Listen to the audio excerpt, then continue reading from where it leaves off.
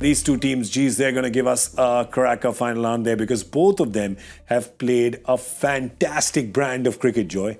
I love the way they played. Both of them have played and they've set the tournament alight. I mean, really, if you look at it, three teams have dominated this tournament. Rajasthan at the start, Kolkata slightly in the middle and then throughout.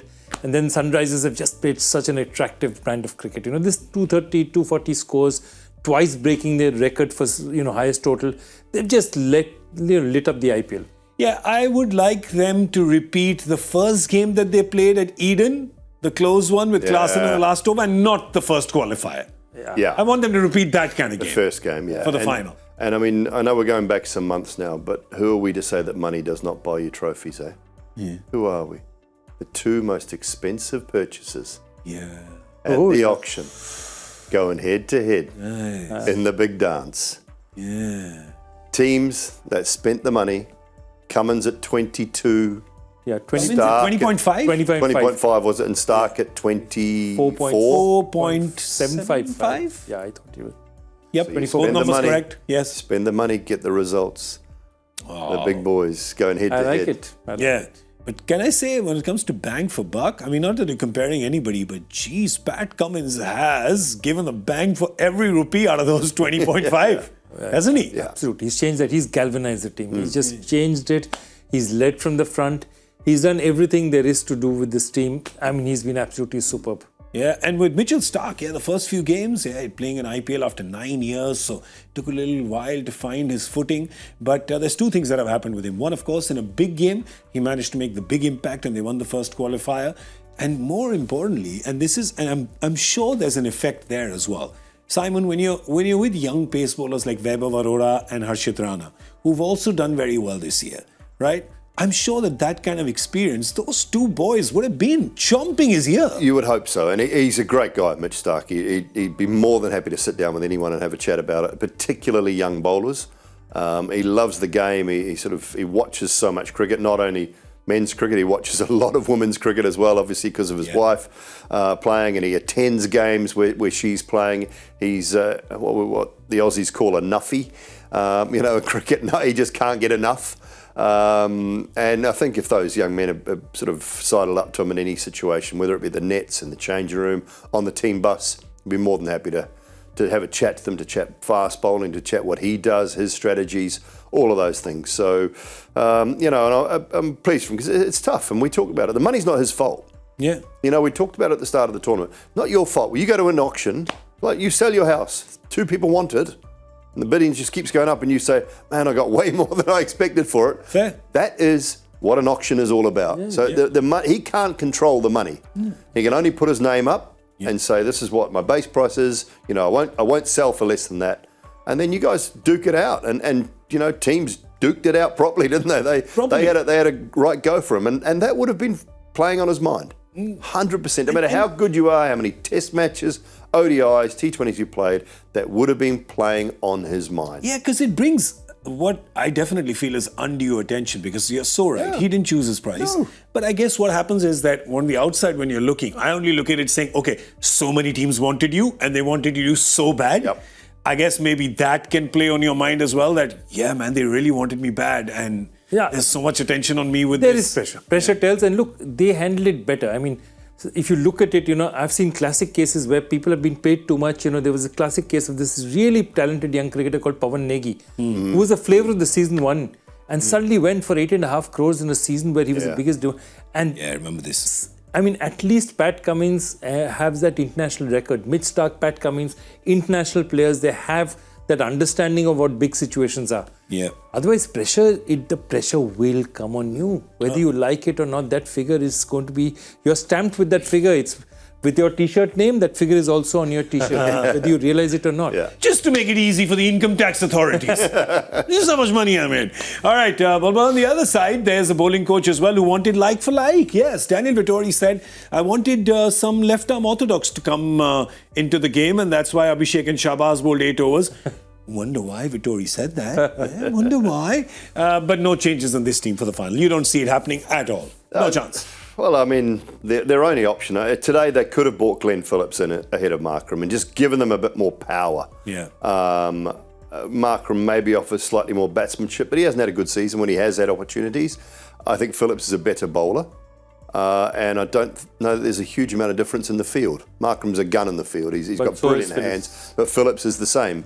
But having won tonight's game, can't see them changing it I now agree. Yeah. for the final. They won't change the bowlers. Pat Cummins even said that having Yeah. Natarajan and Jaydev Unadkat and Bhuvi with me makes my job easier. Yeah. He's being very gracious about that, and that's great. They're gun bowlers, and all three of them have kind of come into form at the right time. So this bowling unit, just take it back to the trophy that they won 7 years ago, right? 7 years ago. Yeah, what it was their bowling. It was Yeah. their bowling. They would defend 125.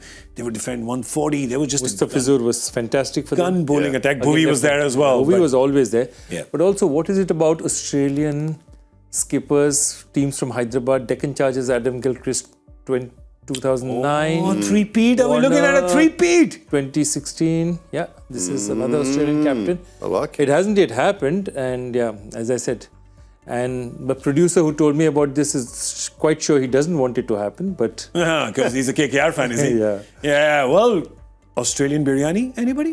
Is that what it is? Some roux. With Some some roux kangaroo in biryani. it, mate. Or, on the other hand, I just want to tell you, Joy, that since you're been a part of the Knight Riders team as well, there's a chance for a three-peat there as well. Gautam Gambhir and Knight Riders. Gautam Gambhir and Knight Riders, they won their first title, I think, on the 27th of No, May. stop. So 26, just one day earlier. 12, 14, 24. First title in Chennai.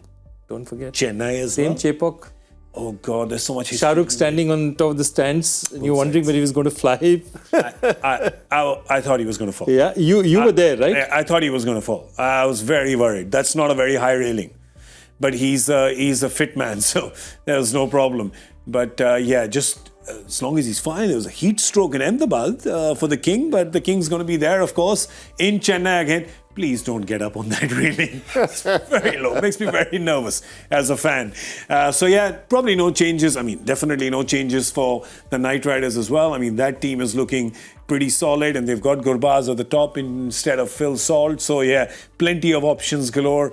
I don't even want to ask you guys, but if you had to give an advantage to anybody right now, would you even dare to? I would still say KKR has a slight advantage, and I'll tell you why. Yeah. Their batting is less dependent on one or two players. I think Okay. the point out here is they're really dependent on three players doing well for them. Klaasen, the two openers, Fair. are a lot of it for them. Rahul Tripaঠি's come good recently. More players in form for More the Knight players Riders. in form, and they've got a little bit more punch in the tail. So if you see the tail between Russell and Rinku, it gives you Ramandeep Russell Rinku is quite a powerful tail. point. So that is the one place where I don't think, where with Samad and all, they're just not been the form. They're not delivered. Those 6, 7, 8 have not delivered for Okay. SRH. I think that is the only difference. Otherwise, I think the bowling stacks up well.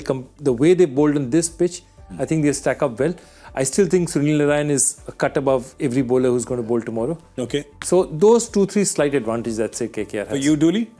I think KKR have just been playing such good cricket. And they seem to have so many bases covered. They bat powerfully to 8, sometimes 9. Yeah. Mitch Stark, more than capable of hitting the ball out of the park if he has to. So I agree with Joy on that front. They just have that power all the way down the order, and they have more players contributing regularly all the way down the order.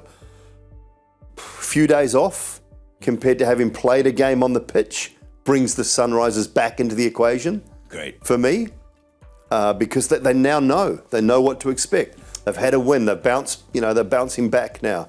Had a good win. I just think.